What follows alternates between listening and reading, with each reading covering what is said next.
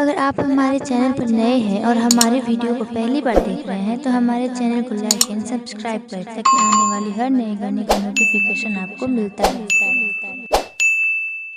बाबा चलले कैलाश बिंदिया परने लगी। बोले बाबा चलले कैलाश बिंदिया पड़ने लगी।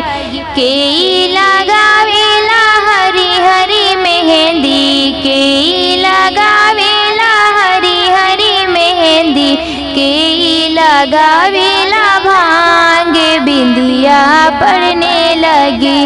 अब के लगावेला भांग बिंदिया पड़ने लगी। भोले बाबा चलले कैलाश बिंदिया पड़ने लगी। भोले बाबा चलले कैलाश बिंदिया पड़ने लगी। गौरा लगावेली हरी हरी मेहंदी, गौरा लगावेली हरी हरी मेहंदी। बोले बाबा लगावली भांग बिंदिया पड़ने लगी। बोले बाबा लगावली भांग बिंदिया पड़ने लगी। भोले बाबा चलले कैलाश बिंदिया पड़ने लगी। के पटावेला हरी हरी मेहंदी, के पटावेला हरी हरी मेहंदी, के पटावेला भांग बिंदिया पड़ने लगी। अब के पटावेला भांग बिंदिया पड़ने लगी। भोले बाबा चलले कैलाश बिंदिया पड़ने लगी। गौरा पटावेली हरी हरी मेहंदी, गौरा पटावेली हरी हरी मेहंदी।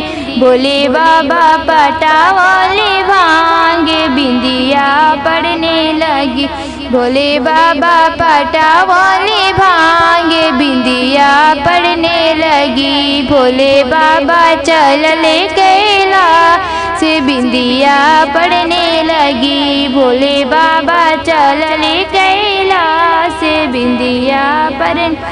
के शुरू केला हरी हरी मेहंदी, के शुरू केला हरी हरी मेहंदी, के शुरू केला भांग बिंदिया पड़ने लगी। अब के शुरू केला भांग बिंदिया पड़ने लगी। भोले बाबा चलले कैलाश बिंदिया पड़ने। गौरा शुरू केली हरी हरी मेहंदी, गौरा शुरू केली हरी हरी मेहंदी। बोले बाबा शुरू काले भांग बिंदिया पड़ने लगी। भोले बाबा चलले कैलाश बिंदिया पड़ने लगी। के जे पीसेला हरी हरी मेहंदी, के जे पीसेला हरी हरी मेहंदी, के पीसेला भांग बिंदिया पड़ने लगी। अब के पीसेला भांग बिंदिया पड़ने। भोले बाबा चलले कैलाश बिंदिया पड़ने लगी। गौरा जे पीसेली हरी हरी मेहंदी, गौरा जे पीसेली हरी हरी मेहंदी। भोले बाबा जे पीसले भांग बिंदिया पड़ने लगी। भोले बाबा जे पीसले भांग बिंदिया पड़ने लगी। भोले बाबा चलले कैलाश बिंदिया पड़ने लगी।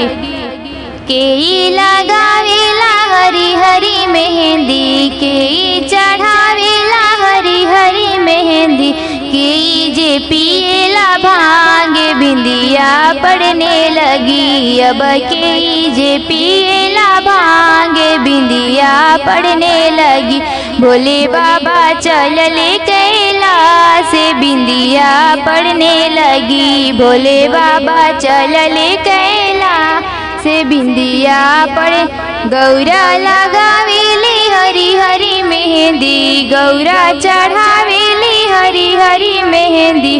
भोले बाबा जे पियोले भांग बिंदिया पड़ने लगी। भोले बाबा जे पियोले भांग बिंदिया पड़ने लगी। भोले बाबा चलले कैलाश बिंदिया पड़ने लगी। भोले बाबा चलले कैलाश बिंदिया पड़ने लगी।